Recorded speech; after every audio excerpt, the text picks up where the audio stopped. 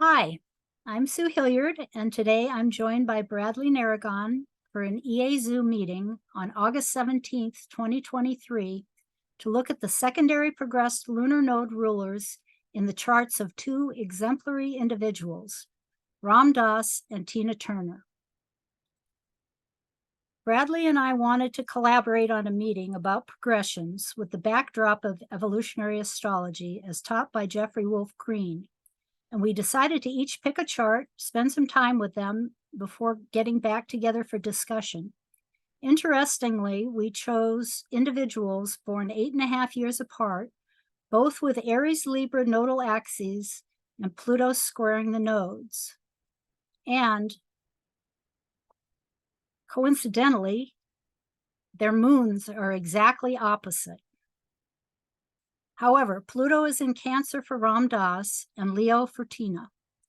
And although Ram Dass has an Aries North Node and Tina's is Libra, they both have Venus and Mars as nodal rulers, just ruling the opposite nodes. And both have Aries as the resolution node for their Pluto skip step. In evolutionary astrology, as taught by Jeffrey Wolf Green, planets squaring the nodes are called skip steps, which means that in previous lives, the person has been flipping back and forth between working on the south and north nodes without fully developing either. The evolutionary intent of this life is to recover the skip step. The node that the planet most recently conjoined is called the resolution node. That is the one that needs to be developed or resolved in order to break the flipping pattern. In the case of Pluto squaring the nodal axis, the soul has not fully developed the lessons reflected by either of the nodes, and so has skipped steps to resolve both areas, North Node and South Node.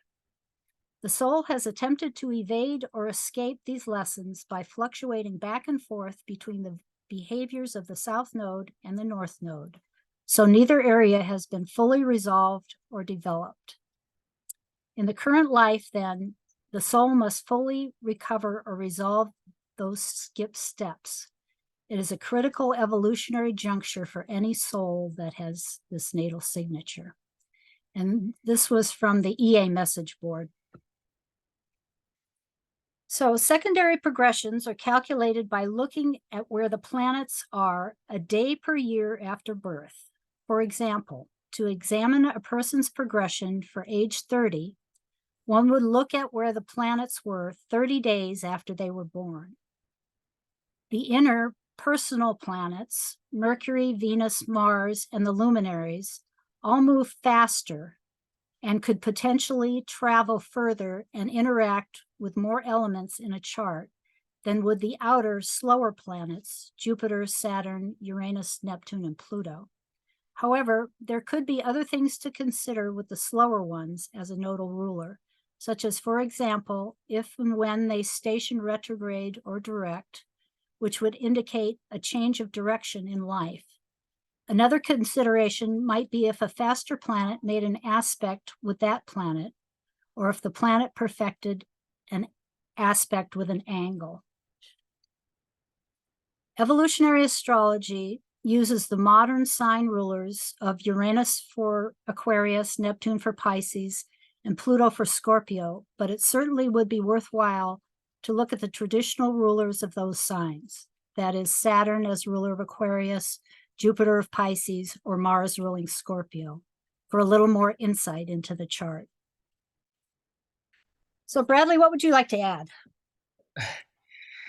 Thank you, Sue. This is a great start.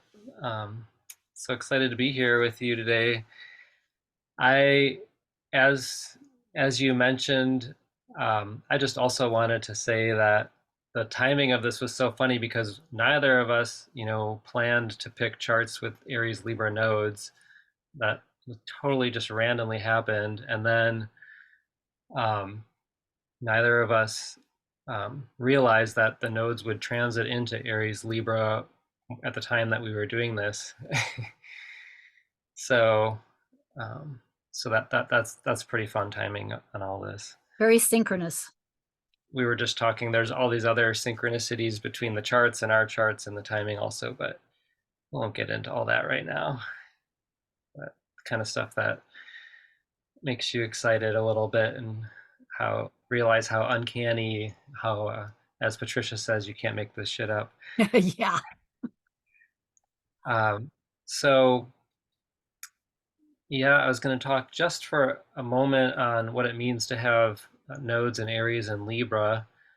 Also, I also have nodes in Aries Libra myself, and actually, my nodes are the exact same degree of Tina Turner's nodes, which I found out last night.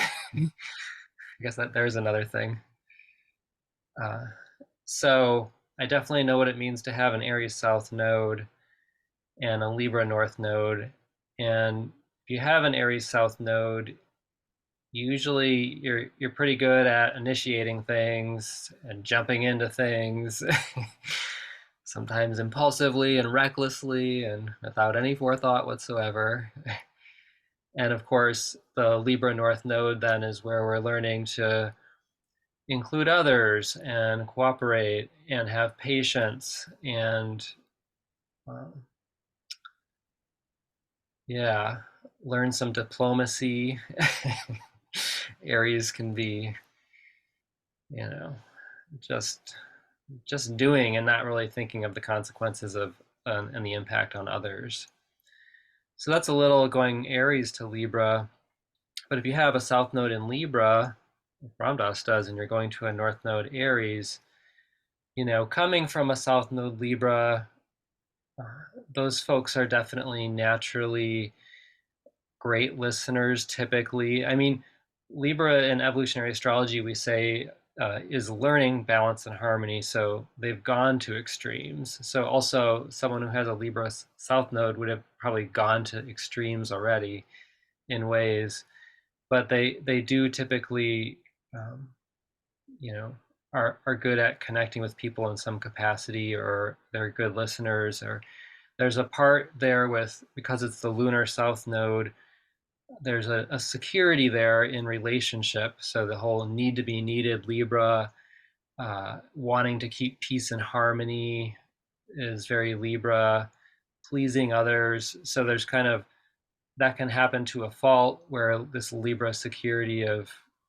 wanting to keep others happy stops us from doing that Aries, having the courage to maybe disrupt things to do something that we actually want to do.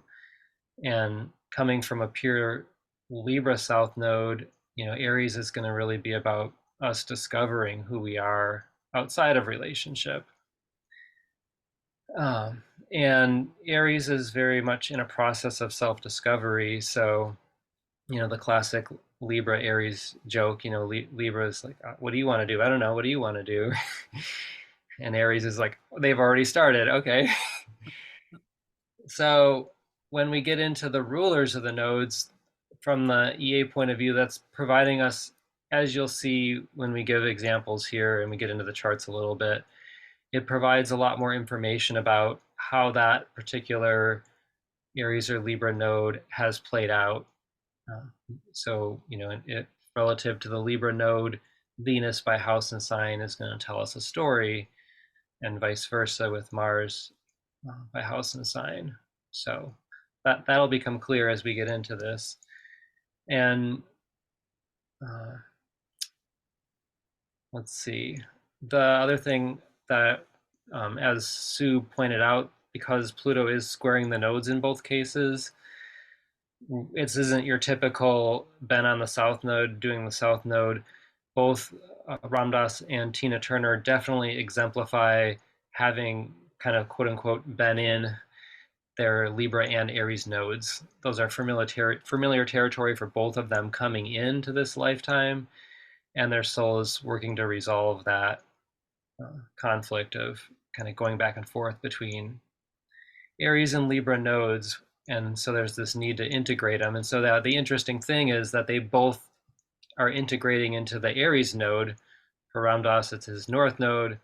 For Tina, it's her south node. So, looking at all this, the progressed Mars in particular is really interesting, because it's the ruler of their resolution Aries node. So I'm excited to see. I don't know too much about Tina's chart, so I'm really excited to see what Sue's going to share about that today. I know I focus on Ram Dass's progressed Mars quite a bit for a moment here, so you'll get to see how this plays out a little bit. Awesome. I think that covers most of the intro. Yeah, can you advance to our first Ram Dass slide here?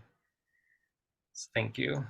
So for me, this is really fun today because I just love when astrology has stories with it and it's not too mental. I love to get into the details of it, but there's a lot of stories in this today and in their lives. So I'm really looking forward to this. I've been looking forward to this. So one little story that I wanted to share is I literally knew almost nothing about Ram Dass at the start of 2023. And Ram Dass, of course, became Ram Dass after going to India and meeting his guru, Neem Karoli Baba, also known as Maharaji, in 1969, 1970. I've got the dates in the slides. That's when anyway, as he came back. It was 68, he came back. Anyway, so yeah, I suppose before that he was Richard Alpert and was already kind of famous because Richard Alpert and Timothy Leary are the two Harvard professors that got fired for their study on psychedelics, psilocybin and LSD.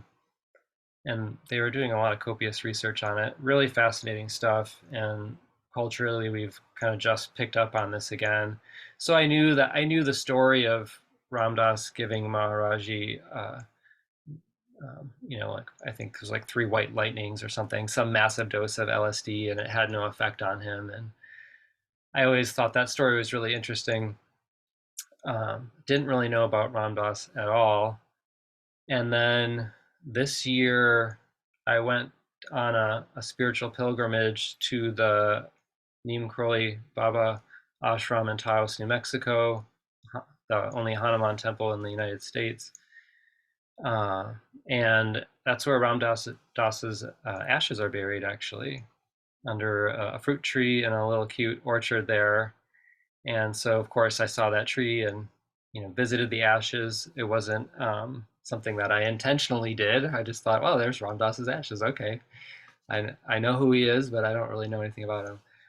And then maybe 6 or 7 months later, I was coming back from the Northwest Astrology Conference, and I thought, I'm going to listen to a Ram Dass podcast. And I haven't really stopped since. That was like 3 months ago or something. I'm not sure.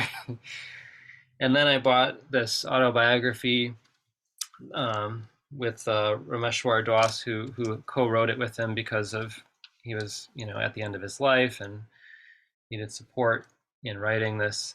It's a great book if you're interested in his life. It's really a great read. I recommend it. And there's also a website called Love, Serve, Remember. That's a foundation that's preserved Ram Dass's teachings. And they have a shop. If you want to support that work, you can buy that book there. So a little pitch for the foundation there. So yeah, since then I've been doing a deep dive, and of course I started looking at his chart, and I thought there's a lot of really interesting things about Ram Dass's chart. And so yeah, the next slide here is his natal chart. And one thing that's really different between Tina's and Ram Dass's chart is that in Tina Turner's chart, Pluto's in the 12th house, and also so in evolutionary astrology, we also look at the Mars-Pluto phase. The Mars-Pluto phase gives us a sense of, how many lifetimes has the soul been working on the evolutionary desire and intent that Pluto represents by house. And so in Ram Dass's chart, Pluto is just into the first house, and the Mars-Pluto phase is new. They're not that far separate there, 12 degrees or so, um, 13 degrees. Tina she has a full phase in conjunct, and it's in the 12th house. So kind of from this window of how long has this soul been doing what they've been doing, at first glance, it kind of is like, well, Tina's kind of been at it for a while with her soul's evolutionary intention. And Ram Dass's soul apparently is on a new evolutionary trajectory, so to speak, a new evolutionary path, which is, so I thought this alone was really fascinating concept. And as I'm getting into all this information about him, so here, get this. This is from the book here. There we are. This is all the way back into chapter 32, page 353. I'm just going to read this tiny little part here, where suddenly, even though we're way in the future, he's reminiscing about when he was first at the Kenchi ashram in India with Maharaji, and he's basically saying that he had a lot of astral visions and flashbacks when he was there of meditating cross-legged in the jungle. And Maharaji started calling him Samarth Guru Ramdas, who was this renowned yogi and hermit sage of the 1600s. And so and then Ramdas is basically saying, he's like, though he was implying that I was Samarth Guru Ramdas in one of my past lives, he referred to me not in the past, but as if I am him. Where was that yogi within me now? And so I thought that was really interesting because Ramdas's chart, tells us that his soul is on this new evolutionary journey in this lifetime. And when you look at the events in his life, it's kind of like he's in this process of discovering some new soul path and soul purpose. Whereas, it's like when we're really familiar with what our soul path and purpose is, it's not like we're stumbling around just trying things left and right. But if you study his life, he was just trying this and then trying that and then trying this. Like it was very Aries, very Pluto first house, very trial and error. And kind of a classic with a Mars and Leo there. He was very full of his own experience of, like now I'm doing this and now I'm doing that.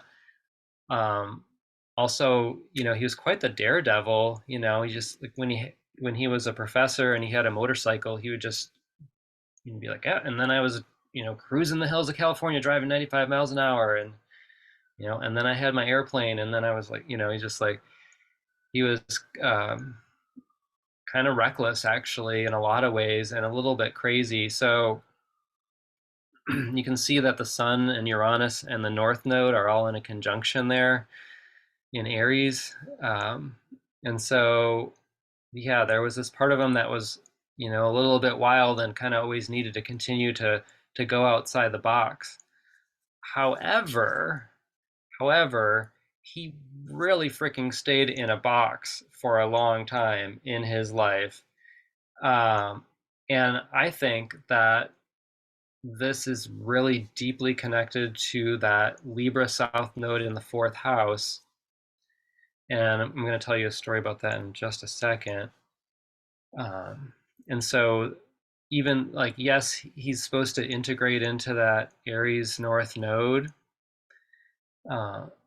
And if we look at his life now from the outside, he really kind of ushered in and brought in a lot of new things, and what he did and what became his life path was just like a whole process of him discovering moment to moment, year to year, what he was doing.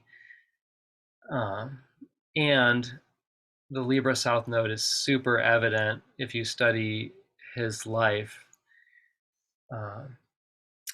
Before I go to the next slide, I just wanted to share a little snippet that after he was fired from Harvard and before he became Ram Dass, him and Timothy Leary lived at this place called Millbrook.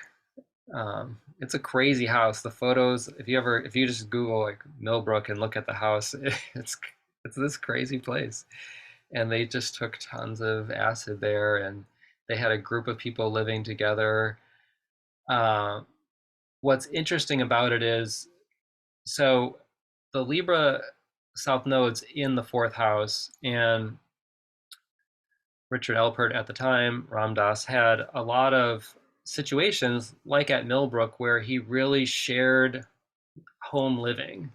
Like he shared this family experience. There's countless stories where he's like baking the bread or like taking care of Timothy's kids, or like very kind of Cancerian fourth house themes, sharing in these psychedelic experiences. And at the same time, at Millbrook, it was his idea. They created this like little isolated room, and I forget, it had a name or something. I forget what it's called, but it was a place where one of them would go to be completely isolated from everyone else, and kind of like, and so sometimes they would go into this total isolation chamber, and then a lot of the other time it was very much a shared living experience. I don't really think that that's everyone's path, but you can really see how strong it is in Ram Dass's chart, and how much he really wanted to have that experience. He wanted to have this family, this extended family, this community, and the relationships were really valuable to him.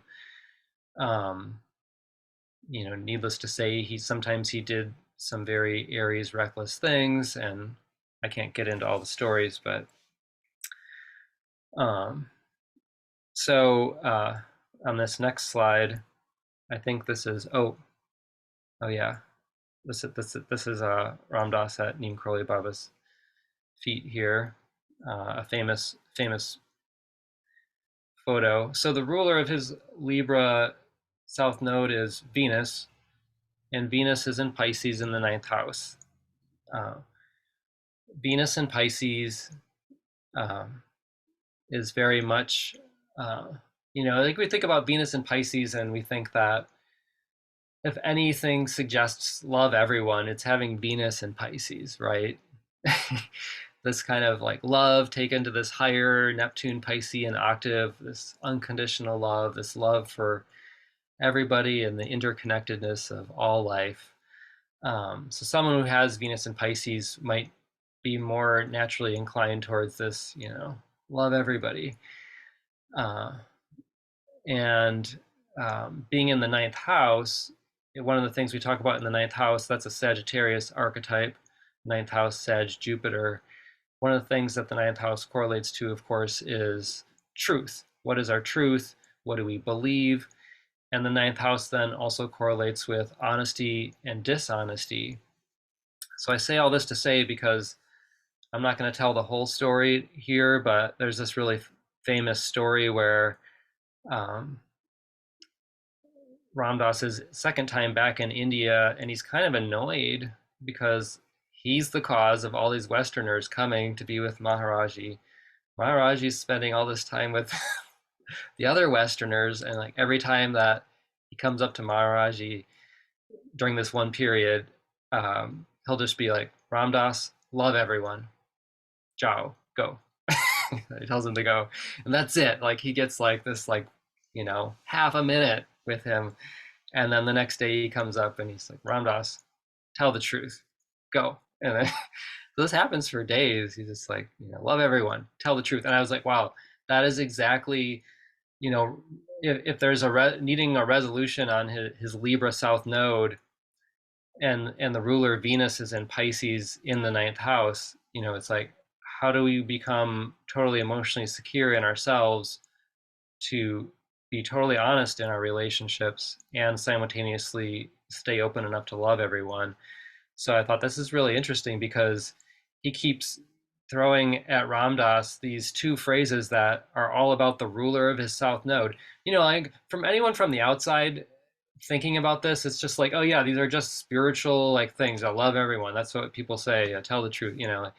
But the thing is, like when that is, say, Venus and Pisces in the ninth as ruler of a Libra South node, what it means is that by Maharaji saying those things to Ramdas, it's hitting home. It's like hitting him on this deeper level. It's where like when somebody speaks to your soul, no one else around totally realizes how deep that they're reaching you, but he's speaking on this level like that, right? So, um, yeah, that whole story.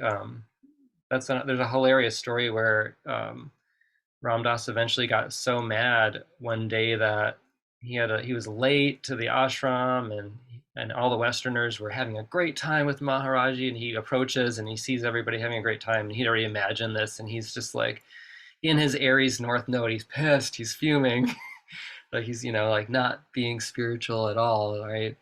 And he gets in there, and he even like throws a plate of food back in somebody's face. and How, and he how Mars and Leo of him. and that was the kind of the breaking point where Neem Crowley Baba just called him over, and he had this complete meltdown and cried, and that was where he had this huge opening and kind of had this realization of how to he started to realize how he could begin that journey of loving everyone and telling the truth, because it was like, if I tell the truth, I'm going to tell them that I hate them and I'm pissed, and but there's a lot to that story. So on the next slide, I'm jumping way ahead here.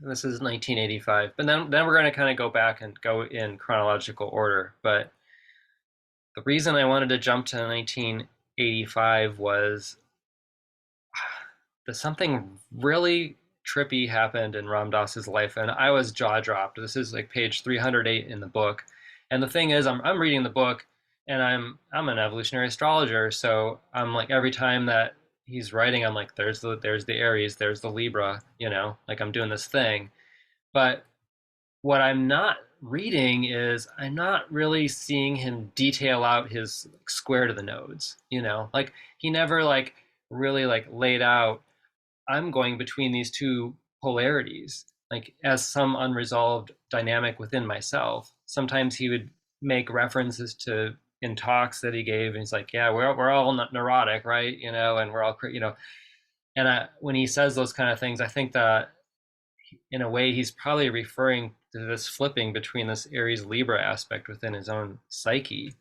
but he never detailed it out. So then I reach up this point, 300 pages in the book, and I'm jaw dropped. So basically, what had led up to this moment was he went to do a 3-month retreat, 3 months isolation, silent retreat in Burma. He does 2 months of that, and then Phyllis, his mother-in-law, he gets a wire saying, like, I'm going into surgery, and I wanted you to know that. And he leaves the meditation. The teacher's like, don't go, you could help so many more people if you stay here. He's like, I need to go. I need to be with her. So this is really kind of an interesting, like, do you do your Aries and trust your own, like what you need to do, even though you've got some great spiritual teacher saying otherwise. So he kind of went in, I think he went into his Aries alone just by like deciding to come back there, even though someone, because with Libra, it's like you're not worried about upsetting people you don't care about, so to speak. I mean, if, for lack of better phrase, that sounds terrible, um, but for other individuals that you've maybe put on a pedestal, or think are like really valuable, or you care about their opinion, or whatever it is, like those are the people that you don't want to upset. And so to have this great spiritual meditation teacher tell you, I think you're making a big mistake leaving this meditation 2 months in and still doing it anyway, to me is like, well, I think he went in and did his Aries North Node in that moment. and I don't think it was easy, but he resolved through continuing to discover his own. He listened. He totally listened. He did the Libra part of listening to this teacher's advice, and he still did his Aries. A little example of how that was playing out there. Uh, and Shortly after this, after he's back, he gets this like super random invite. And it's like, yeah, there's this group of meditators on Hawaii, and we would love to have you come for a visit. I think at the time he hadn't been to the island, and he had no idea that there's a whole group of people that were into his teachings in Hawaii. And he's got this Sag um, moon in the fifth house. Like he's kind of like the wandering sadhu. He's just like, when he came back, he's been traveling and teaching and lecturing ever since he came back from India. Like that's all he does, kind of thing. um, Kind of amazing how much he did until his stroke. But at this point in time, so he's like, yeah, I'll just I'll book a flight and pop over to Hawaii. So he gets picked up from the airport there, and I think it's just like a guy and maybe a woman. I don't know, a couple people from this place, and he's just kind of being his. He actually kind of describes it in a Libra fashion. I'm being my pleasant Ram Dass self, and they're very just dry and not really saying much, and it's kind of this awkward silence and this long drive up the volcano. And so he's up there now, and he has a little chat with this guy I think, oh, you know what it was is they're like, you should get some rest. So he goes and gets some rest, and then the guy is like, yeah, when you wake up, come down to my building here and let's talk. So he comes down there and they have a little talk. This is where it starts to get weird. They talk for a while, and it's just like, just kind of like, okay, they're both sharing where they're at in their life. Nothing that crazy. And then the guy's like, are you ready to meet the rest of us? And Ram Dass is like, not really. He pulls back a curtain. There's 30 people sitting in silence that have been listening the whole time. I don't know how you don't notice that, or how this worked, but there's 30 people there. And so then they start to have a conversation with these people, and Ram Dass is not received well at all. They're insulting him. They're like, I was really, moved by Be Here Now. How come you're not like that Ram Dass anymore? And just like, they start criticizing him and saying all these things, and he goes into Aries fight mode. Like he's like, he and they kind of go on in a verbal battle for about 3 hours. Really weird. And of course, and then the lead guy's like, okay, that's enough for tonight, we'll continue in the morning. Ram Dass goes to bed, and of course, he's just like, well, on one hand he's kind of thinking, well, I'm trapped here. This is really weird. What the hell is going on? But obviously, being who he was, he's like, okay, what's going on? Why am I here? Why am I getting this message? He starts reflecting on what they're saying about him, and he's like, okay, I could see how there's some truth to what they're saying also. And so the next morning he comes back, and he starts with, I'm going to acknowledge that there's some truth to what you're saying. It's also kind of very Libra. Right? I can relate. I can see what you're saying. Um, so he's kind of dancing between these nodal polarities there in this whole experience. And somehow they are like, we're going to do a regression. And he agrees to it. All 30 of these people put their hands on him, and they basically like send him into a regression, like almost basically like a soul retrieval regression thing here.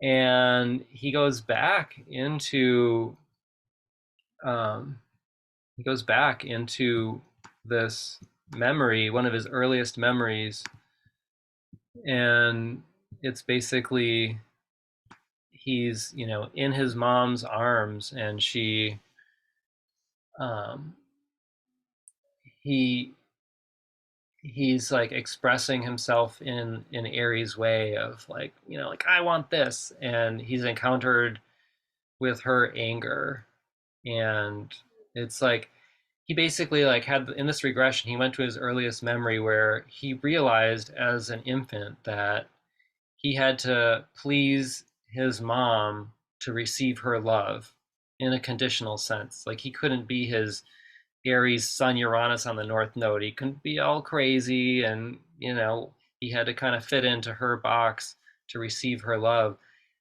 And um, and he kind of awakens to this in this regression, and then he kind of just goes on, and just woof, then you're into the book and into other stories. But I was blown away. I was like, holy crap, you just what happened there? This is really weird. And it's totally so this chart is around that time.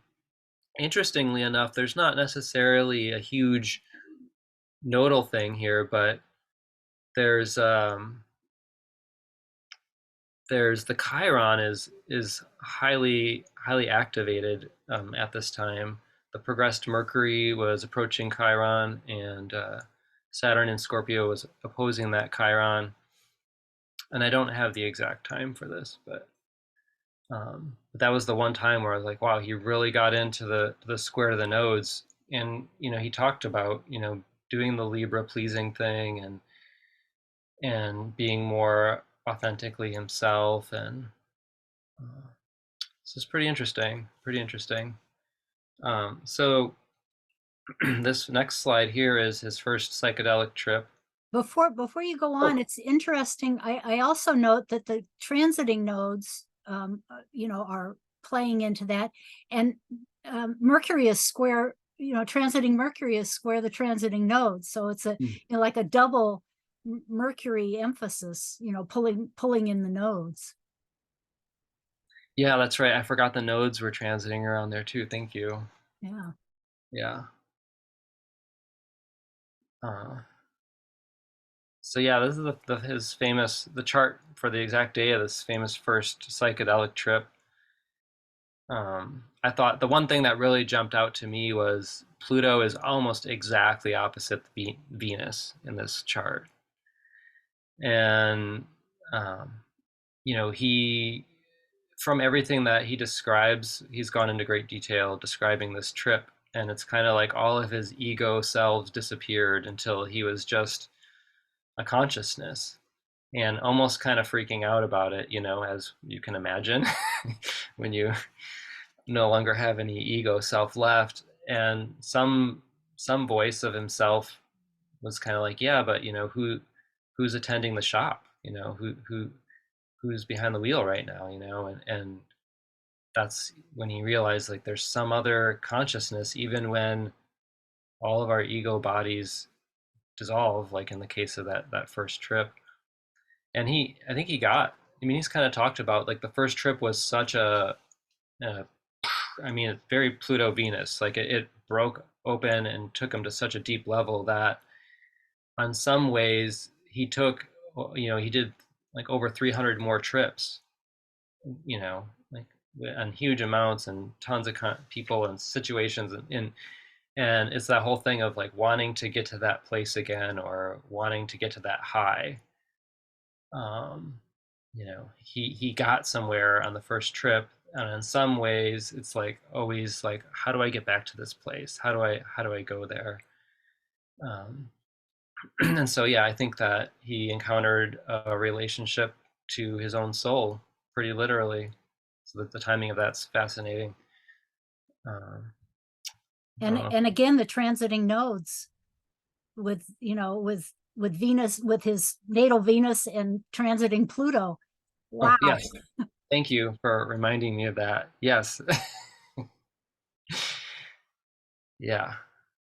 um,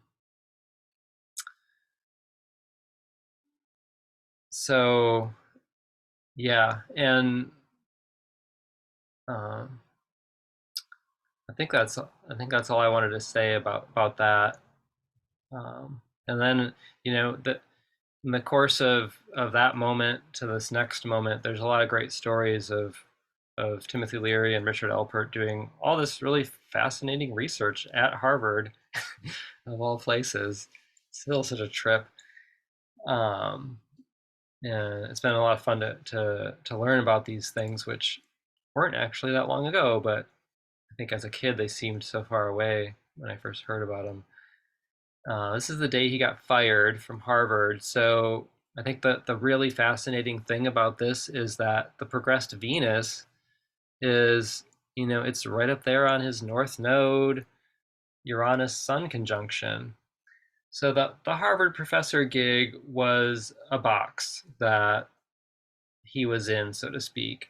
And what's one of the things that he looked up to Timothy Leary about was, you know, he kind of called himself somebody that was an empire builder. He had his interns and he had secretaries and he had like the lifestyle. He had the money and all the things, and he was involved in 4 different universities. And Timothy Leary came from some time in Europe and had this closet office and didn't give a crap about academic prestige, you know, and was just kind of outside that whole box of the consensus culture that was academia and Harvard. And so that, to me, that kind of mirrored, you know, the outside mirrors what we need to learn, and that was mirroring for Ramdas, his Aries North Node conjunct Sun Uranus. So Timothy was very much mirrored that to him, and Timothy was very influential in changing the course of his life. And then, of course, um, they didn't stop working together after they both got fired. You know, in fact, um, they had, you know, become somewhat famous for what they were doing, and so then they just continued to do it, and they would, you know, get money by going around and giving talks and doing events. But then at the same time, they were continuing to do research and continuing to take copious notes, continuing to explore the maps of consciousness. There's this whole thing where they were basically, um, you know, writing the kind of the map of consciousness, and then they came across the Tibetan Book of the Dead, and then they realized that there's other people who hadn't this knowledge already. That was the reason that was the reason they both became interested in going to the East, was encountering the Tibetan Book of the Dead and realizing that this isn't new information, that humans have known this, and there's people that may be alive that could kind of explain the map of the psyche to us, explain consciousness and this whole thing, and like how does it work. And so I think he was kind of destined to go outside of the box. So that, you know, this is such an interesting moment to have that progressed Venus there, because getting fired, I mean, he was grew up in a prestigious, you know, well-off family. He lived in this within these societal norms. So that Libra South Node was very much being, I mean, even just going into psychology and not going to become, and going, I think it was medical school or something they wanted him to be. You know, it wasn't until the last minute where he had the courage to say, I'm not going to do that. I'm going into psychology. And then to take this full break from academia. So I think that progressed Venus, the timing of that is just, it's spot on. You know, I mean, it completely fits what happened in that moment, and it really awakened. You know, because it's conjunct Uranus, the Sun, and the North Node. It's this awakening of his life's purpose in this lifetime. His life purpose was not to be a Harvard professor by any means. You know, and but there was an emptiness, because, like, if you ever listen to Ram Dass, you know, it's like for every time I got high, I had to come back down. And so he wanted to, you know, quote unquote, meet the map maker, and he also wanted to know how to, you know, get high and not come down. And that was part of the motivation to go east. Um, so this next slide here is Journey to India. Um, And I don't have the exact date because he was in Europe first, and it's hard to get these dates exact from the books. And but um, Saturn is up there on the North Node at this time, so it's interesting because I think Saturn's on the North Node there, and then we'll pay attention in a little bit because one Saturn cycle later, it's pretty fascinating when Saturn's up on that North Node again. But clearly, I kind of think it activates that resolution Aries node of doing the work, and for him, the work was it was very Aries. It was like there was no guidebook.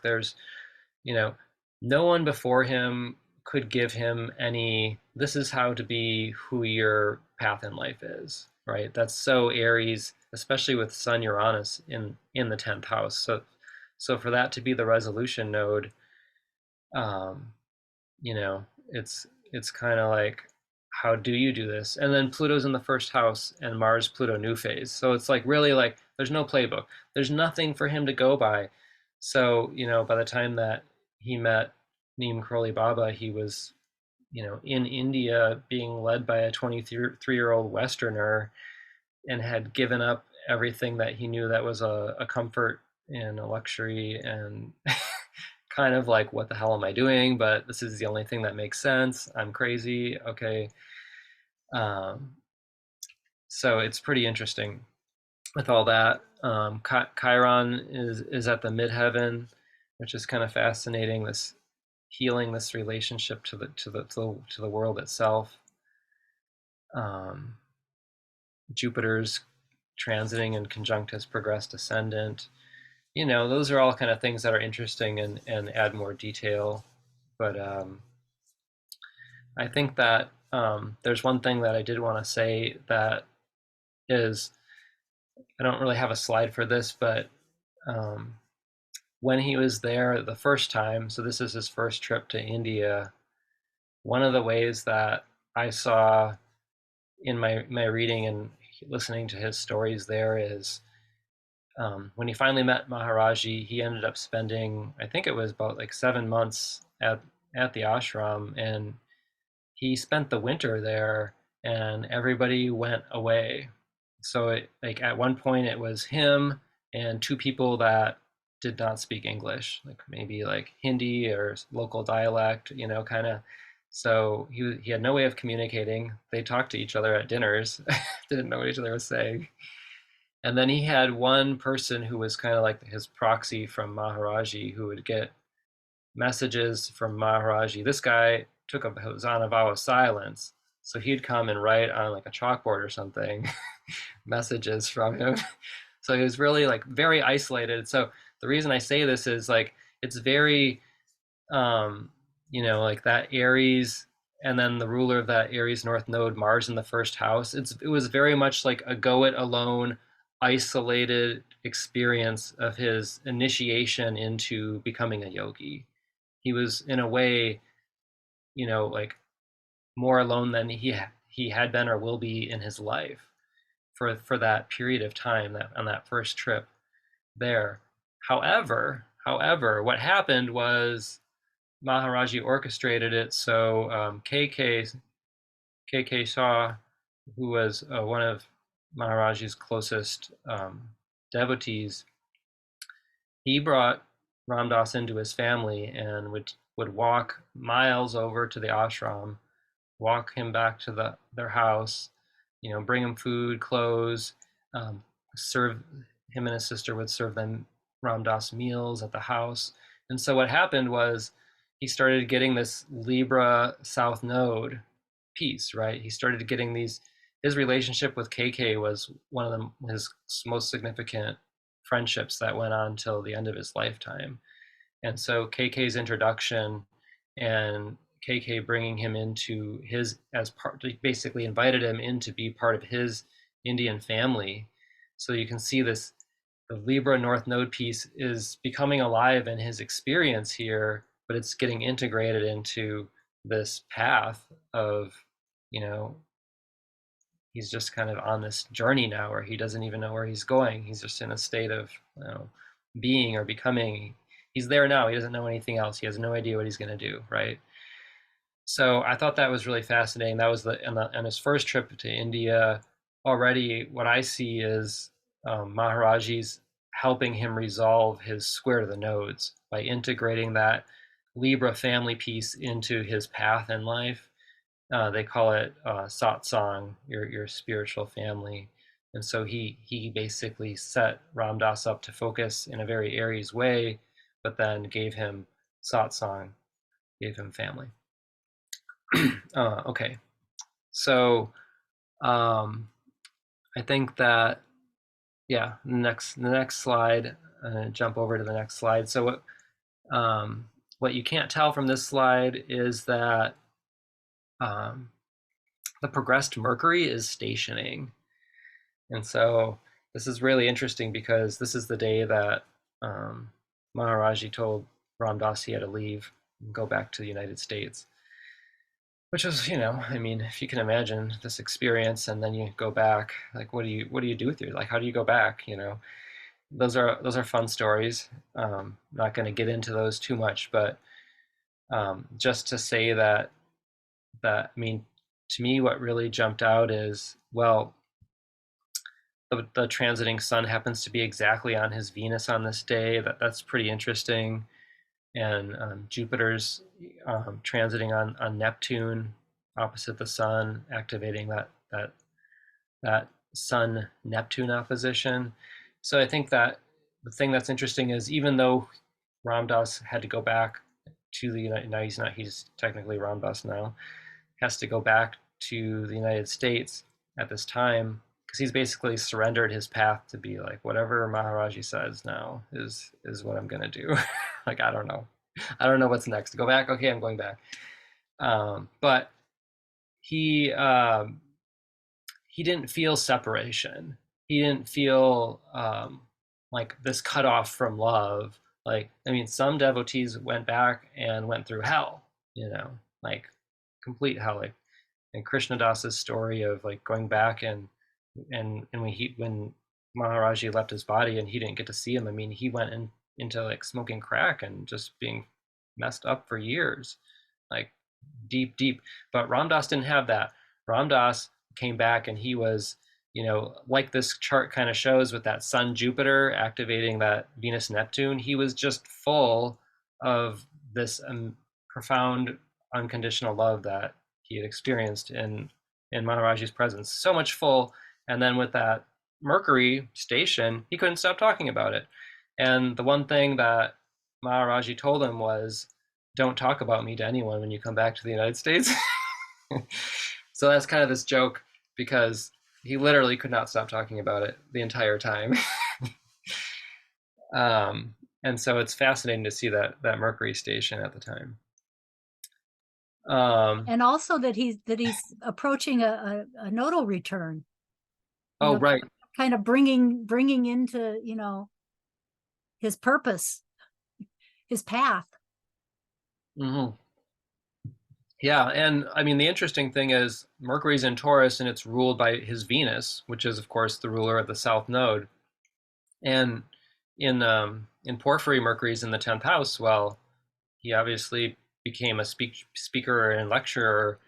So there's something about becoming a teacher in that way is also integrating that Venus as the ruler of his South Node in the 9th house.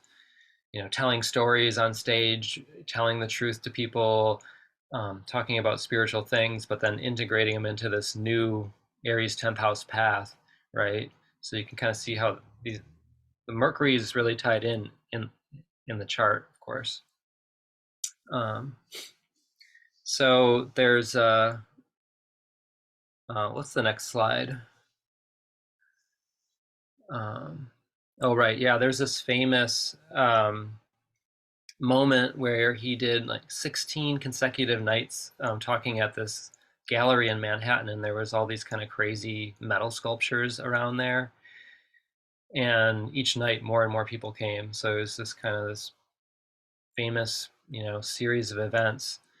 If you go to the next slide, some of you might recognize this picture. This was during those somewhere in those 16 nights of him talking. This is kind of fresh back.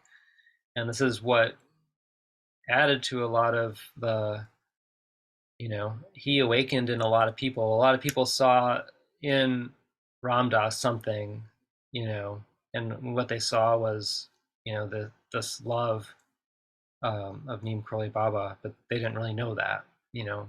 He was just emanating this love that he came back with, and that inspired a lot of people to go to India. Um, so the next slide is leaving India, like, for the second time. But I did want us to share one quick story of another piece about resolving the Aries-Libra nodes while he was in India the second time. This kind of also correlates to the earlier story where he was angry with everybody, and Maharaji kept saying, "Tell the truth, love everybody," and that whole thing. Well, there was a time on his second time back in India where he comes up to Maharaji and is like, "I'm going to go on this, meditation retreat to the north and with this teacher for the summer." And then Maharaji kind of is like, "If you want to," and that's kind of like, uh-oh, that means that something's up with this. Like, if you want to, like, it's not what I wanted to hear from my guru. But he kind of convinces himself of like, no, like, and it's interesting because it sounds like he wants to do his Aries North node. He's like, I'm going to take this time and go there and focus on my practice and my meditation. And I'm going to be with this teacher, right? So he goes there, and what happens is because there's a message that gets there from the teacher that something happened with his family or something, and he can't make it at all. He has to cancel. So they're up there, and so I think it was like Ram Dass and maybe like, three other devotees. So like, okay, we're gonna spend the summer here and have this summer in meditation together. But little does Ram Dass know that meanwhile at the ashram in Kenchi, Maharaji keeps sending Western devotees to go meet Ram Dass at this place. He's just like, go study with Ram Dass at, here, he's gonna teach you. And so basically he kind of eventually, after, like more than 20 people have showed up, at first it was like, what's going on, and it was kind of like, okay, gotta roll with this. Like, what? Okay, Maharaji sent you. Okay, and so he kind of gets pushed into this thing. So it turns out that he basically becomes the teacher for this whole summer, and I don't know, it was like 20, 30 of the devotees, and Ram Dass becomes the teacher for the summer, and it was a really powerful summer for a lot of these people, and they lived really closely, and Maharaji kind of orchestrated the whole thing to put Ram Dass into this position. And so you can kind of see how in this way, um, Ram Dass suddenly finds himself in Libra fourth house, a total shared living situation where he's the teacher, but he's still doing it into his Aries North node, right? He's still following this path of becoming and discovering whatever he's supposed to be doing because of his openness, his willingness to just do the next thing. And sometimes, obviously in this story, it's like, I kind of see it as Maharaji like pulling the strings and helping him resolve his own square to the nodes. Because if you ever go on and listen to Ram Dass Here and Now podcasts, there's like 230 some of them on there, and the one thing that gets mentioned all the time, which I did not know this word till I started listening to them, is satsang or sangha. They talk about the community of people all the time. And so if you think about it with Ram Dass's chart, that Libra South Node in the fourth house, to me that represents him, his home, his family is his satsang. And so Maharaji made it so that he always had his people. He always had his satsang, his song. He always had his family with him on his journey of whatever he was doing in life. And it weaves in and out in different ways, of course. So yeah, so this is the chart where he left India for the second time. Um, and what do I have that pointed out here? That Venus is on. Where is that? Oh, well, okay. The, he's at the progressed new moon. That was one thing I thought was really fascinating. So this is the last time that he was with Maharaji in person. In before, and he's got a new moon. So it's so again, it's like he's coming back to the States, but he's beginning a whole new cycle. And both times that he came back, even though I mean I think there was challenges of like how do I do this? How do I be who I am now in the United States? There was also this excitement, and there was also this very much I'm starting this whole new cycle.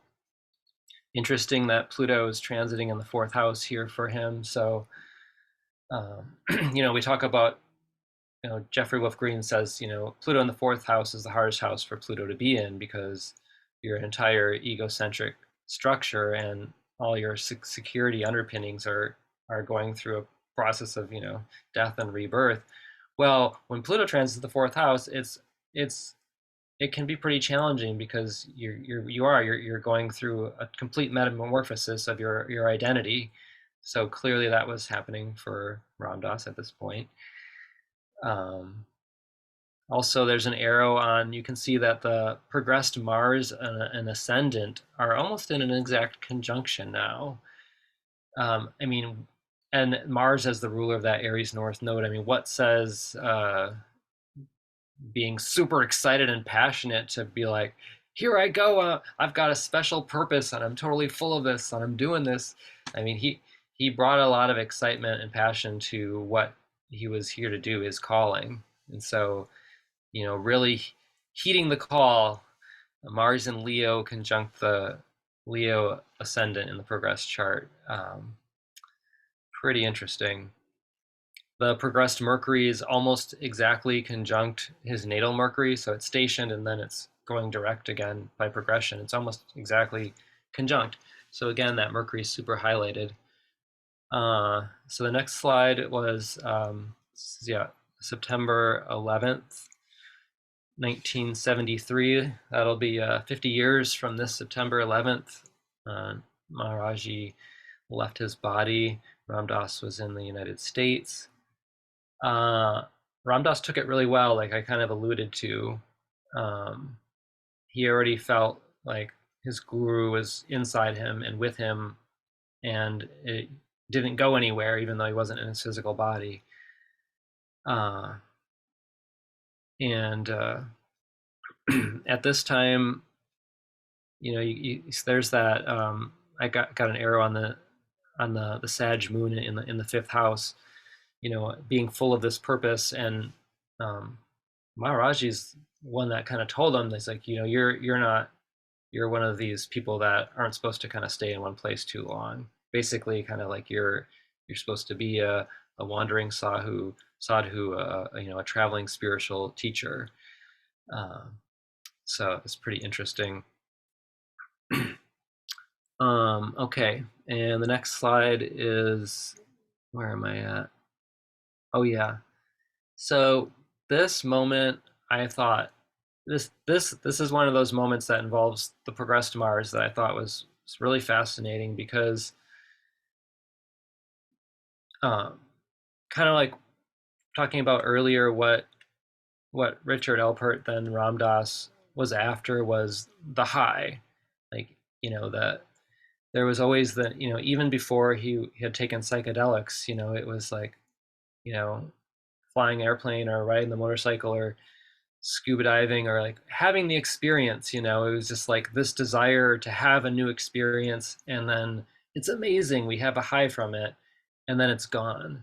And kind of a classic Venus Pisces, like you're addicted to the experience. You want to have that magical moment where you have this sense of oneness and connectedness, and like, how do I have that experience again? And so you do the next thing. And that was all sorts of drugs and substances for a while. and then, it was being, in Maharaji's presence. It was seeking to go deeper into his spiritual practices. So what happens here, which is really fascinating for me, is um, he has this shift in his perspective. And I can't remember when at some point, he starts talking to some disembodied spirit named Emmanuel. And I can't remember exactly when this was, but it's somewhat near this shift also. But basically, he kind of describes it as seeing himself always kind of chasing the transcendent, the next high, the next thing, right? Instead of just being present with what was directly in front of him.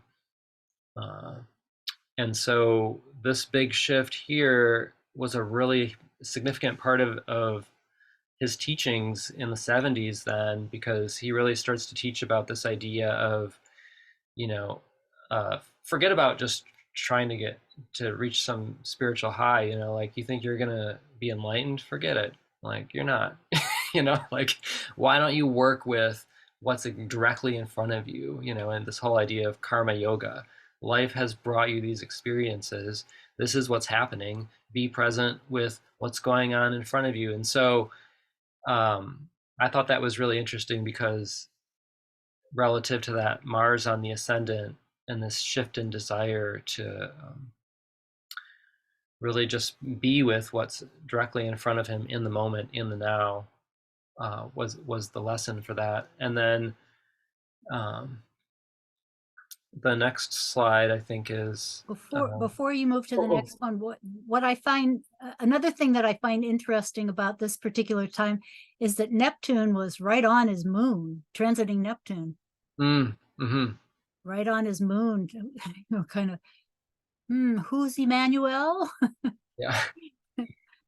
Yeah, Neptune on the moon, that's interesting too, because that awareness of I was identifying with having some experience, like I'm gonna go off to a cave now. I'm gonna go meditate for, and instead he was like, maybe your spiritual lesson is cooking dinner for your kids.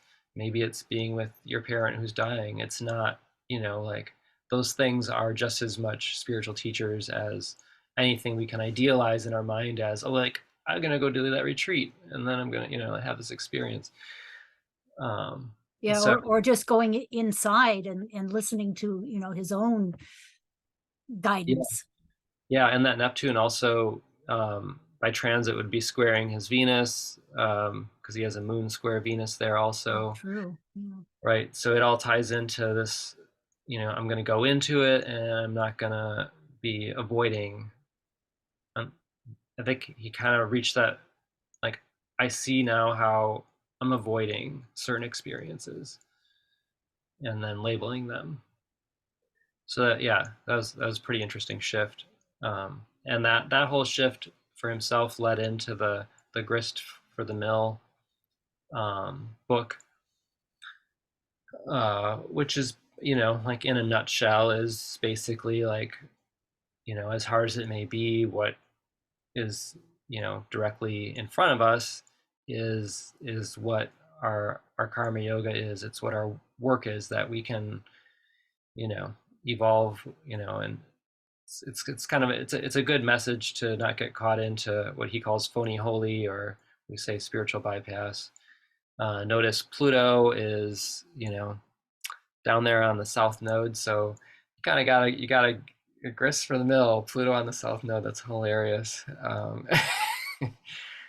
And I mean, this isn't the day that he actually like finished writing the book, but it's kind of what's out there listed as the publication date. So I thought it was really interesting, just that Venus and Mars by transit are then on that north node there, uh, in Aries. So let's see. The other thing that happened too, as he stayed in the States, is he really started. I didn't realize this, but he worked with dying people like a ton. He sat with so many people dying, and that was like one of the things that he'd say. He's like, I got to sit with somebody who died. Like that was like one of the best things. It was like a high, you know, he get from being with, because uh of that place. It's kind of like, I realize it's kind of like, well, I've been at births and those are really powerful experiences. So like anytime, and I've been with my cat when my cat passed, and that was an amazing experience. And I realized, I was like, oh yeah, when souls enter or leave, those are really profound experiences. And so his polarity to Pluto is Saturn and Capricorn in the seventh house. So you know, it's interesting because there's a whole theme with social responsibility in his life that I don't have time to get into, but it definitely reflects his work with the dying and aging, which was a lot of his life actually. Um, which I never thought of when if I heard Ram Dass, I didn't realize that, but yeah, I think a lot of people. There's a famous book that he did with Mirabai, walking each other home. That my coworker was like, "Oh yeah, I listened to that book." So now we're jumping way ahead here. Um, Stroke. And um, to me, what is most interesting again is sticking with the ruler of his North Node by progression. His Mars had progressed into Virgo. So we're talking somebody who's got a Mars Pluto new phase. Mars is in Leo in the first house. I mean, he was go go go, full of life. He ignored the warning signs, and then he had the stroke. And what's the word? Aphasia. He lost his ability to speak from the stroke. He had to relearn how to talk. He had to rely on other people, and it's interesting when you listen to him talk about what happened at the stroke, you realize that he did a lot of this Libra South node of like, I'm feeling good because I'm listening to people, I'm giving them something with my teachings and my talk, and this is what I do, and it feeds me. And then the tables were turned. He had to receive, and so there's some resolution with that Libra South node, because like suddenly it's like, I have to ask somebody if I want to go to the bathroom. I have to rely on somebody to do literally anything, and at first it was really hard, relearning to walk, relearning to talk. He relied on himself entirely, in his ability as a storyteller, as a teacher, being witty. He struggled not just to uh, physically say the words, but in his mind to recall the word he wanted to say. And so that Mars into Virgo by progression is, I mean, talk about being humbled, at this point. And so it's like, why? It's like, I don't know, but as evolutionary astrologers, we know that this path of humility, was the leading edge of his evolution for this chapter of his life, and that was the event that started it. Uh, so yeah, pretty wild timing on that. And it's just like that more than anything else to me in the chart. I mean, you could be like, oh yeah, Pluto was transiting on the moon. Yeah, that's true, sure. But and also the Mercury had just progressed into Gemini, so Mercury was square that Mars in Virgo by progression from first degree of Gemini. Pretty fascinating that, I mean, a last quarter square between Mercury and Mars, exactly, Gemini to Virgo, this crisis in consciousness of completely losing the ability to communicate, um, and the humility that led to, and the shift in consciousness. Obviously, he went through a lot of challenges at that time. Not that I have time to get into that today, but I wanted to jump ahead. I got maybe like 2 more slides here. This was kind of a last minute insert slide. This is like 3 years after he had kind of gotten out there and started doing talks again, and kind of someone had encouraged him to just get out there. And by getting out there and putting himself in the situation where he had to communicate, more started coming back to him. And this is kind of he was invited to the Rainbow Gathering, I think in 2000, and this was actually really a trip. Was a couple months ago, I went into work, and Marcus was going through the warehouse, and we started a conversation. And I was like, oh, I'm listening to Ram Dass a lot, and I didn't know he worked with dying people so much, and he's, I was like really interested in this work that he's doing with dying people. And Marcus is like, oh yeah, I met Ram Dass once. I went to a rainbow gathering where Ram Dass, served me food, and I was like, oh, that's really interesting. We had that conversation. Marcus did his cashier shift, and he went home and died. So that was a trip. That was a trip, and I was like, wow, that I got to talk to him moments before he died. I had no idea, and here we are talking about, Ram Dass working with dying people, and like I don't have any more details about how it happened, but it was just kind of this weird coincidence. And I was like, oh, and then I met somebody, and then I just got to the place in his autobiography where he talks about when he went to the Rainbow Gathering. The weird thing about this, and the reason I threw it in the chart, is the Venus had progressed into Gemini. The moon progressed moons in Gemini. So we're at the end of that whole progressed lunation that began when he went back to the United States after leaving India the second time, is coming to a close. He had his stroke. He's kind of, at the end of a great cycle. So this is just like the thing that I thought was really interesting and weird. Not it's not weird, but what happened was he became friends with the guy who organizes these rainbow gatherings, and the guy's like, "Why don't you live with us for a while?" And so Ram Dass and his partner move there, and they're living in a house, and it's kind of like being back in a drug house when you're in your 20s or something. Like, and it was just like kind of a mess. He's smoking hashish for his pain. There's like quarrels and fighting and relationship drama. And on his birthday that year, a bunch of his satsang, his spiritual community, including KK, came to visit him there on his birthday. And he writes that KK was disappointed with what he saw. And it was like one of those moments where it's like, oh no, if KK is disappointed, like I'm like in tears, I'm heartbroken. I can't disappoint KK. KK is like the purest, beautiful soul. Like you don't want KK to be disappointed in you.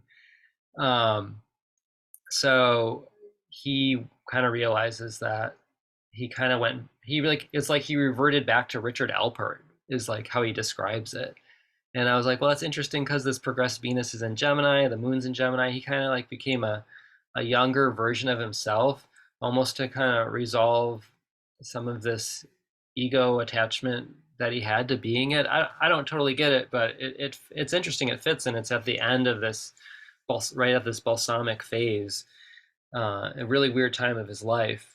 And they were like, this doesn't really look good for you. Like, like who's gonna look up to you when you're just like hanging out in the scene. And so he was strongly encouraged by his friends to live with some more integrity, so to speak. So the two more slides here. This one is that progressed Mars is exactly opposite Venus, I believe. Saturn's also transiting. This is right around the time that the Love, Serve, Remember Foundation began. So I thought that was pretty cool to have that Mars by progression opposite that natal Venus. And of course, his Neptune is there. Love, Serve, Remember, Venus in Pisces, Neptune in Virgo. It's kind of perfect, right? And so that the start of that foundation really is, and it's something where it's like it's also his Libra South node. It's not just doing your Aries North node, but it's integrating that. Like these are the people that have been in his life, where like we want to support you, we want to help share what you have to offer. So it's not just Aries going alone, but it's bringing the Libra into the Aries. So pretty interesting. And then finally, this is the chart of Ram Dass's passing. Lived quite a long life, in fact, and Ram Dass and Tina Turner both lived to their Pluto oppositions, which you're going to see in a moment here. So that's a trip. It's not going to be true for these younger generations here pretty soon due to Pluto's elliptical orbit, as we know. But yeah, one of those folks that actually lived to a Pluto opposition. And like, what a freaking great day to die. I mean, you look at this chart, we've got his progressed sun is on his Jupiter in Cancer in the 12th house. I mean, amazing. Pluto and Saturn are opposite the natal Pluto. Um, there's the transiting node is also right by his Jupiter and that sun in the 12th. So I just thought it's cool to see a soul who's lived such a life, and then it's like, wow, that's a really amazing time to carry on. So this last slide here is just a picture, famous Wait, picture. before we move on, the other thing that we were talking about the other night is that he was born with a Pluto Saturn opposition, and he died at the Pluto Saturn conjunction too. Oh, that's right. Which Oh is yeah. just, I mean, totally amazing. Pluto opposition, and then the Jupiter stuff. I love death charts. Yeah, thank you. That's, yeah. Well, I went a lot longer than I thought I would go, but No worries. yeah, there's Maharaji reading a copy of Be Here Now. So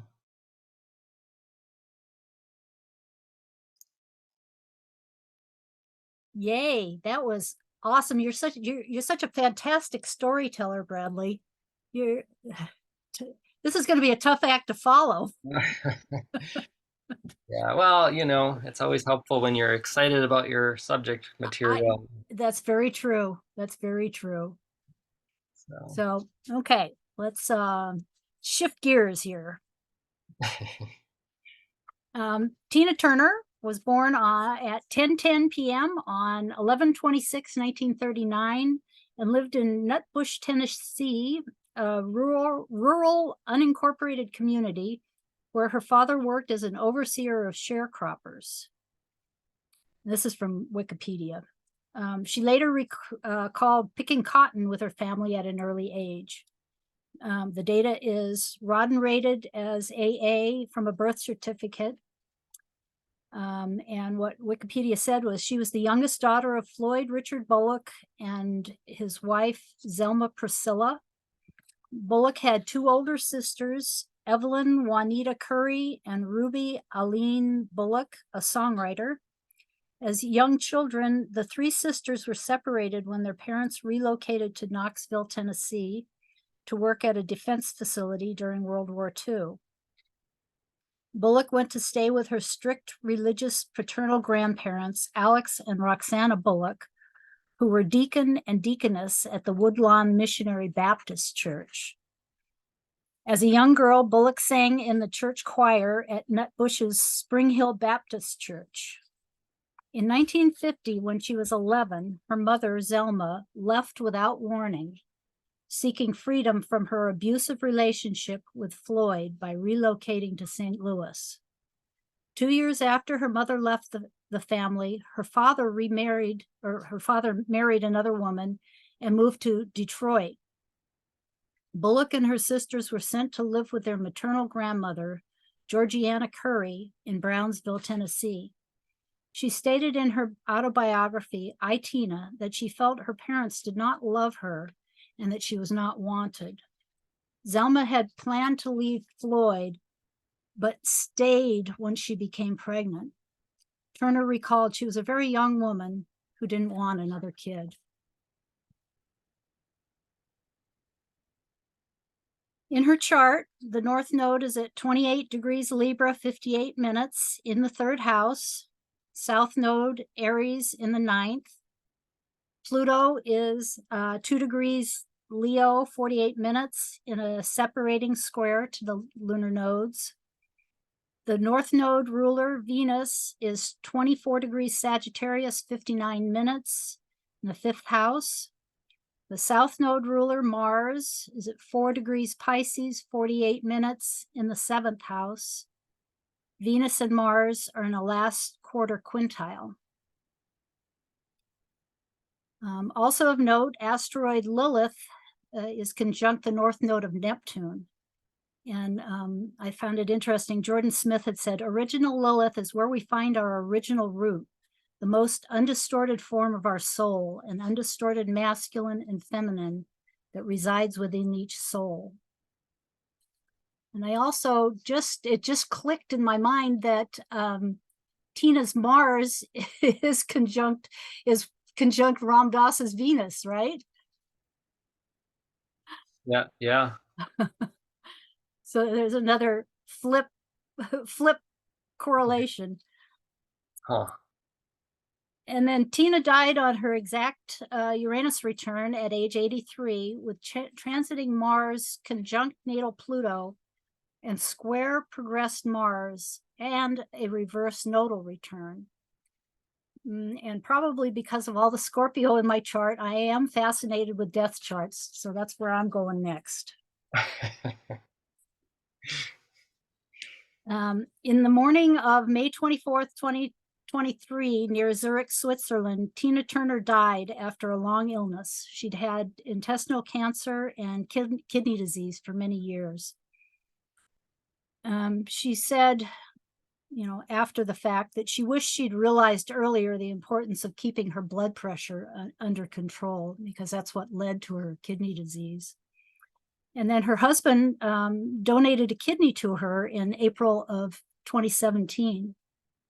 So this day, transiting Jupiter was approaching a conjunction with the North Node, and both were conjunct her progressed Mars and square natal Pluto.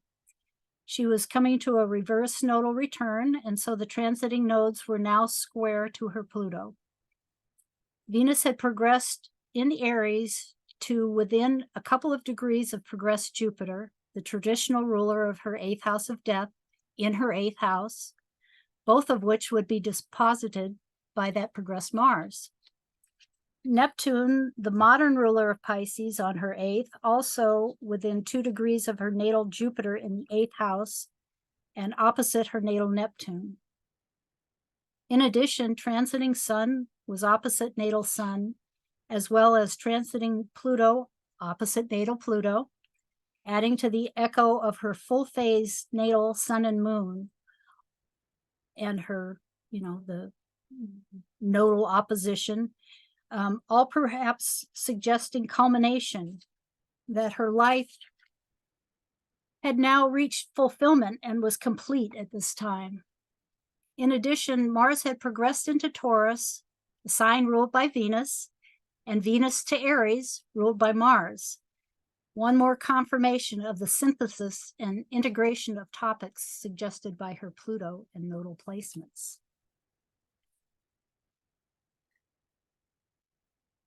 Wow. That Yeah, Mars transiting her Pluto and the Pluto opposition, that's wild. right, yeah. And then the square by progression on top of it. Yeah, and the square, the Mars square and the Pluto opposition. Because Mars was square her progressed Mars. Or Mars, yeah. Transiting Mars was square her progressed Mars, which had, come to a progressed square to her, natal Pluto. Wow. I mean, it's just all, it just, to me, it just all kind of, it's like these cogs that all kind of fit into place and reached culmination. And transiting Saturn is on her natal Mars also? Let's see, her natal Mars is, let's see, yep, it is. Yep, in the 7th house. And, after a lifetime of, finding her perfect partner. as we shall see. So then I just thought looking at her progressed chart as a standalone was kind of interesting. You can see that the South Node and both nodal rulers are all in the sixth house of health and daily routine, as well as Saturn and Jupiter. So, okay. And this progressed chart is for kind of like right now. For when the day she died. Oh, this is the death day. Okay. Yeah. This was the culmination. Okay. Oh, there's a Venus Jupiter conjunction. That's Yeah. wow. Okay. Hmm. Yeah, pretty amazing. Yeah, and I will talk about that when I come back around to the end. Okay. So we'll go back a little ways. And as a teenager, Bullock had been a domestic worker for the Henderson family. And Anna Mae was at the Henderson house in January of 1954 when she was notified that her cousin Margaret had been killed in a horrific car accident, along with another cousin and Anna Mae's half-sister. When Bullock was 16, her grandmother died, so she went to live with her mother in St. Louis. In Happiness Becomes You, the book she wrote that was published in 2020, she revealed that her cousin Margaret and she had been each other's sounding board and safe haven, sharing dreams and confiding secrets. Margaret's death prompted Tina to assess her concept of God. She spent a lot of time outside in nature, the only place she felt welcome and enjoyed a sense of belonging. She said, I felt the healing force of love everywhere in nature and soaked it in. So in this chart, progressed Venus and Mars have exactly perfected to a last quarter sextile, symbolizing a transition is in progress from the past to the future. The transiting nodes were conjunct her moon and Mercury across the 10th and 4th houses, indicating that the emphasis was on family. Transiting Uranus was conjunct her Pluto, and transiting Neptune was conjunct her North Node in the 3rd house of siblings and relatives. She also had a couple of eclipses during that period of time that impacted her sun, her moon, her Mercury, and Mars. So this was really a heavy transition time for her.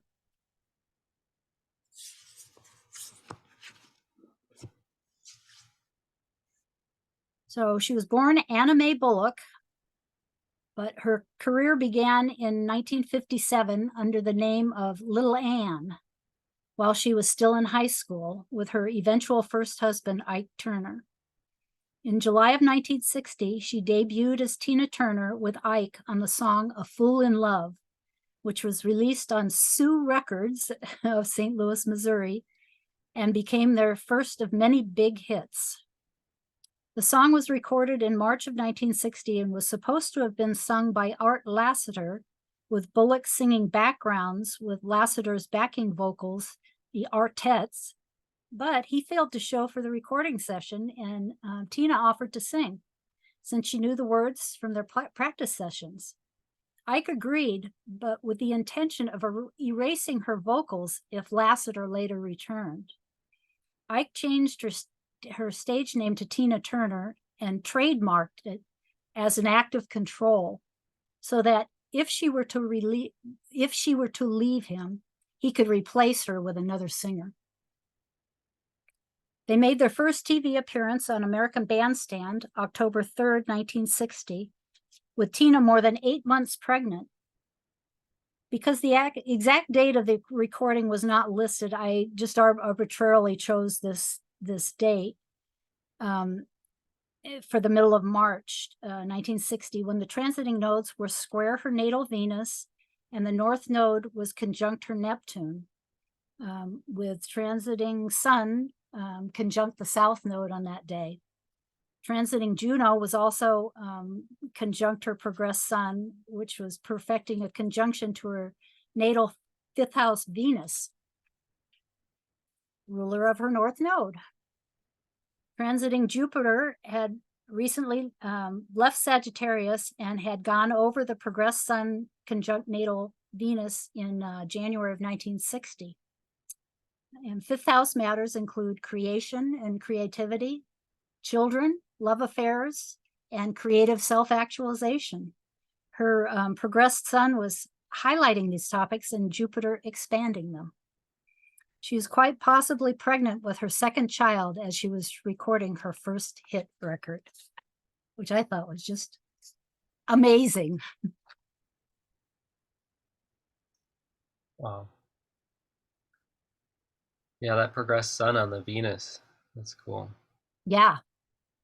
I mean, the whole setup is just incredible. Wow. Yeah, the progressed Sun coming to the Venus, and she's just about to become this huge star, and it's all because somebody didn't show up, which I find kind of interesting. And her her then husband, or almost husband, allowed her to sing, but with the intention of erasing it if the other guy came back. Anyway, Ike was almost her husband. Is no, they that were the married. They were married. They okay? were married. I'm saying almost her husband. I'm not sure if they were married at this point. I didn't really go into when they got married or when they got divorced. It's kind of all in. It's part of the story, but to me, those dates, these other dates that I used seem more important. Right. So the Juno piece with the marriage Right. component to it there, and I Exactly. was Yeah. I was Yeah. looking for like what's the surprise thing, and then I was like, oh yeah, okay. So the Uranus on the ascendant and Mars in Aquarius on the descendant. That would kind of add to that unexpected like. Yes. Very true. Yeah. Good point. So yeah. That's how she, yeah, it was like accidental. Accidentally on purpose almost. And then 7 years later, on the day after her 28th birthday in 1967, as she was having a reverse nodal return, Tina appeared on the cover of Rolling Stone magazine, issue number 2. She and Ike had recorded River Deep Mountain High and opened for the Rolling Stones in 1966. Her progressed Venus had squared her progressed nodes on 12/4/1965 and squared her natal nodes on 3/17/1967. Transiting Pluto opposed progressed Mars at this time and would over the next few years, while transiting Chiron opposed progressed Mars as it was perfecting an opposition to Neptune, which was slowing down to station retrograde by progression in May of 1971, as transiting Pluto went over it. In her memoir, she said that Ike needed to control her economically and psychologically, so she would never leave him. One day in 1968, she attempted suicide because she could no longer take his abusive behavior in his. And then in his later years, he was diagnosed as bipolar, but not really an excuse. That would have been right at her Saturn return that she. Yeah, yeah, Oh wow. yeah. Just coming into her Saturn return. Yeah, and she was, definitely coming out into the world. But there was all this stuff going on in the background, with the Pluto, on her Neptune, and the Mars, the transiting Mars was on her progressed Venus, and and I also noticed her progressed karma was almost conjunct her natal Venus. So in the 5th house. And let's see what else. Yeah, just the Mars and the progressed or the transiting Pluto opposite natal Jupiter and coming to an opposition to her progressed Mars. I mean, this all speaks to the abuse that she was being subjected to underneath, as an underlying part of the story, but yet she was, shining out in the world.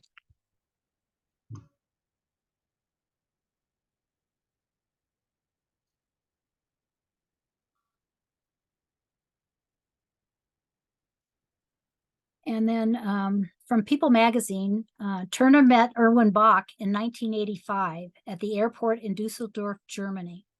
Bach was sent to EMI to greet the singer as she arrived. In the 2021 HBO documentary Tina, the couple said that they had an instant connection from the moment they locked eyes. Transiting Mars and the North Node were conjunct her Uranus, and transiting Venus and Mercury were conjunct her progressed Mars and Jupiter, which were within 3 degrees of a progressed new phase conjunction. Even transiting asteroid Hygeia was conjunct her 8th house Jupiter, perhaps indicating that he would eventually save her life by donating a kidney to her. On January 23rd, 2018, her progressed Venus in Aries trined her progressed Pluto, and Bach donated the kidney to her in April 7th of that year. Turner's tour stylist told People that Bach's love sustained the singer after she lost the loves of her life, meaning her children, I think. Turner and Bach dated for 27 years and were married for 10 years until her death after the long illness. Over the course of their decades-long relationship, the couple shared plenty of sweet moments and milestones together.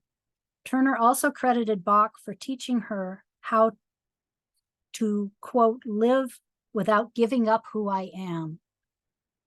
We grant each other freedom and space to be individuals at the same time we are a couple, the singer wrote in her book, Happiness Becomes You, a guide to changing your life for good. For good. Erwin, who is a force of nature in his own right, has never been the least bit intimidated by my career, my talents, or my fame. He shows me that true love doesn't require the dimming of my light so that he can shine. On the contrary, we are the light of each other's lives, and we want to shine as bright as we can together.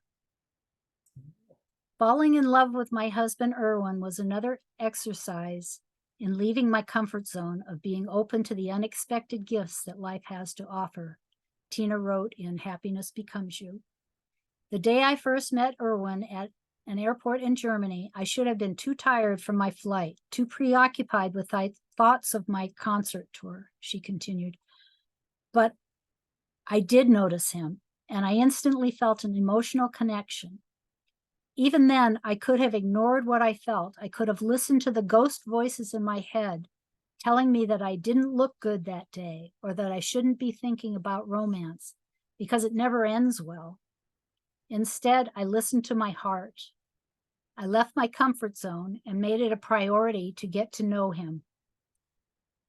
That simple first meeting led to a long, beautiful relationship and my one true marriage.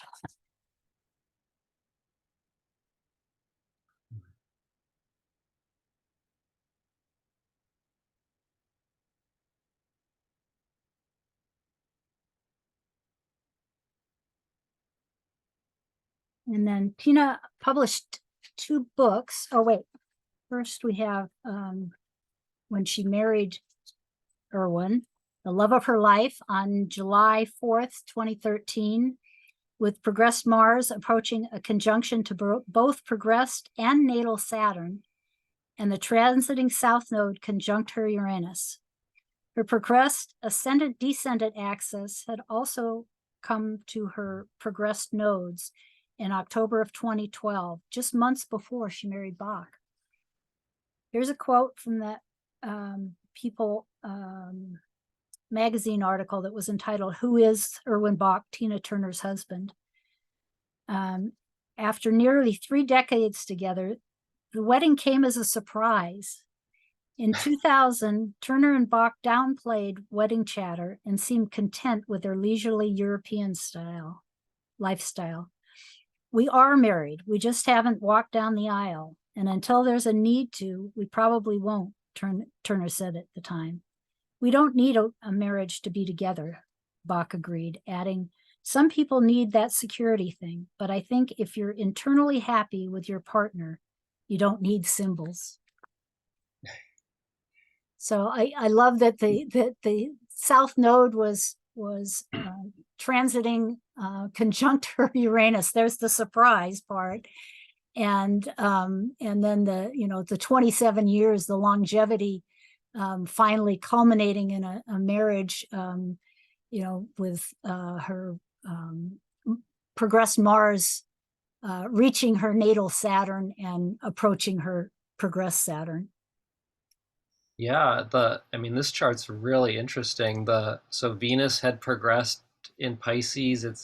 It's almost, it had just gone exactly opposite Neptune. Right, yeah. And it's almost at the Jupiter. And then the other thing I noticed is when they met, her progressed Venus was 21 Aquarius, and it had just kind of gone into the 7th house there a little bit. And so now we have this progressed new moon, that kind of sandwiches that Venus degree that they met upon in Aquarius in the 7th. So that's also like a little bit of that surprise kind of. Yeah, and starting a new life. And there's Juno. Look at her progressed sun right on a descendant with Juno transiting Juno. Oh, yeah. Exactly conjunct that. I didn't see Juno there too. Wow. Yeah. And what else? I thought there was one other thing that I noticed. So Yes. like the resolution of like that Mars progressing to the Aries, Saturn, and South Node area, is that that's that piece of that, like they're doing relationship and marriage, but then they're integrating it into like being autonomous individuals. Yes, and that's, I have a couple of friends that have the Aries Libra nodes, and one of them I keep saying, it's all about learning how to be an individual in a partnership, which, I think that's perfectly what they did, is that, and yeah, it just seemed like they were just meant to be, meant to meet and for her to help resolve her issues, the violence, and and dropping the abusiveness that she had endured from birth, basically, because her parents were on again, off again, leaving each other, coming back together, and then her life with Ike was very abusive. Huh. And Tina published 2 books. The first one, I, Tina, came out when progressed Saturn was conjunct her South Node in 1986, and then was republished when Mars progressed to a conjunction of her progressed South Node in 2010. And the other one, Happiness Becomes You, came out in 2020, the year her progressed Mars reached her natal South Node. Huh.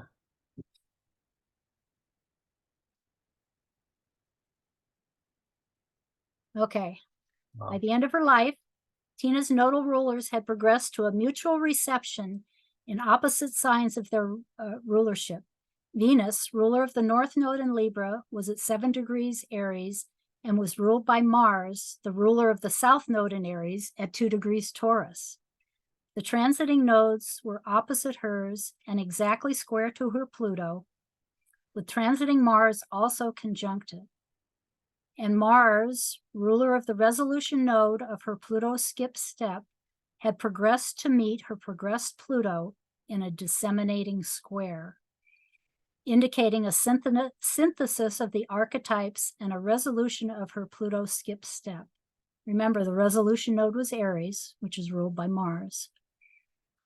And then the North Node and Jupiter were giving a sweet kiss to that progressed Mars, while progressed Venus and Jupiter were within 2 degrees of a conjunction as well. It feels like she fulfilled her evolutionary mission, perhaps even dying happy after a life well lived. And this previous quote, to me, pretty much sums it all up. We grant each other freedom and space to be individuals at the same time we are a couple, she wrote in her book, Happiness Becomes You. Irwin, who is a force of nature in his own right, has never been the least bit intimidated by my career, my talents, or my fame. He shows me that true love doesn't require the dimming of my light so that he can shine. On the contrary, we are the light of each other's lives, and we want to shine as bright as we can together. Wow. Wow. Wow. That's so I've never used that asteroid karma, but I was just noticing it's conjunct Saturn on her Mars when she passed. Wow, yeah. That's kind of a trip. That is, yeah. Asteroid karma, I find very telling. You know, it just flat. I mean, asteroids just flesh out the details of an already pretty obvious story. You know, they just and yeah. So culmination again. You know, I think it just I got there. I did it.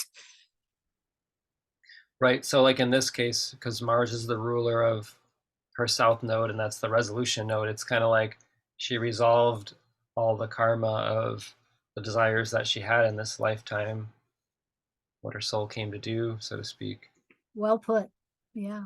It seems like she did it. I mean, I love what you said, that like the soft kiss there from Jupiter and the north node on the Yeah. progressed Mars. And it kind of, I was like, with Jupiter there, it just feels like this, like the energy expands and opens up, or like, like it's like spreading your wings and, traveling onward. Like Yeah. how And all in the eighth house.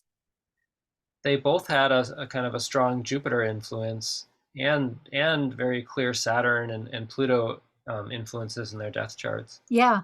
Yeah. Which is really interesting.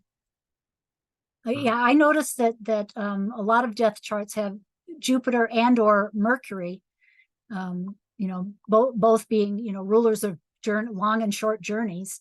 But yeah, and this one, I mean, because she has the skip step of Pluto.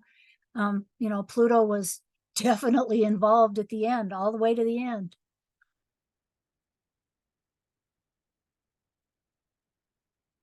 Well, this has been fun. Do you have any final comments or anything else you want to add? I mean, do I? I have lots of questions, but it could go on endlessly. And they're not composed, so I'm gonna sit on those right now. Yeah. Let's see. Um,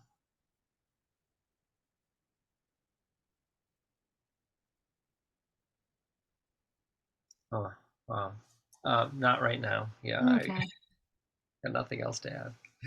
Well, thank you, Bradley. This has been a lot of fun. Me I too. I had a lot of fun. I learned a lot about Tina. I learned a lot about Ram Dass, and and it kind of confirmed what I had already thought, about both of them, back in the day. And so, you know, this is lots of fun. And I look forward to our next one. We're thinking about doing Aquarius and Leo. Various Leo nodes, yes, Yeah, yeah. in November. Exciting. Thank you. Thank you.